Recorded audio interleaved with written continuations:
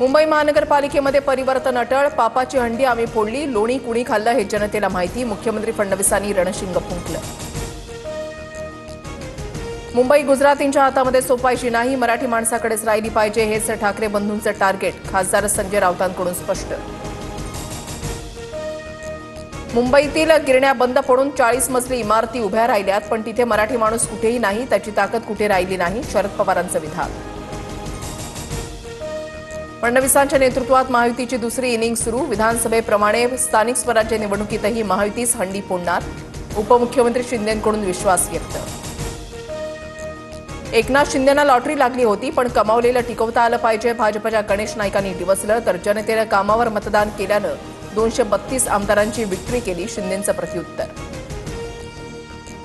Eknath शिंदेंना lottery नाही, मटका लागला होता, मटक्याचा आकडा काढणारे दिल्लीमध्ये बसलेत, गणेश नाईकांच्या विधानावर संजय राऊतांची खोचक प्रतिक्रिया.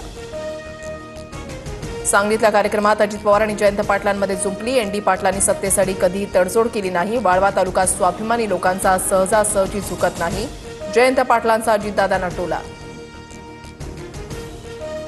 आमची विचारधारा शिवशाहू फुले आंबेडकरांची, त्यात तडजोड नाही, अजित पवारांचं जयंत पाटलांना प्रत्युत्तर.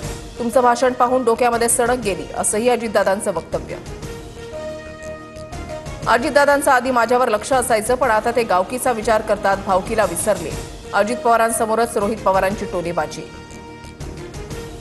अरे भावकीकडे लक्ष दिलं म्हणून तो आमदार झाला, जयंतराव त्याला विचारा किती मतं पडली. अजित पवारांनी रोहित पवारांना सुनावलं, तर 1200 मतांनी आलोय, पण सरकारला 5 वर्ष सोडणार नाही, रोहित पवारांचं दादांना उत्तर. युतीचा विचार डोक्यामधून काढून टाका, सोयीचं वाटेल तिथे युती करायची, अन्यथा सोडून द्यायचं, असं आपलं धोरण. स्थानिक स्वराज्य निवडणुकीसंदर्भात प्रफुल्ल पटेल स्पष्टच बोलले.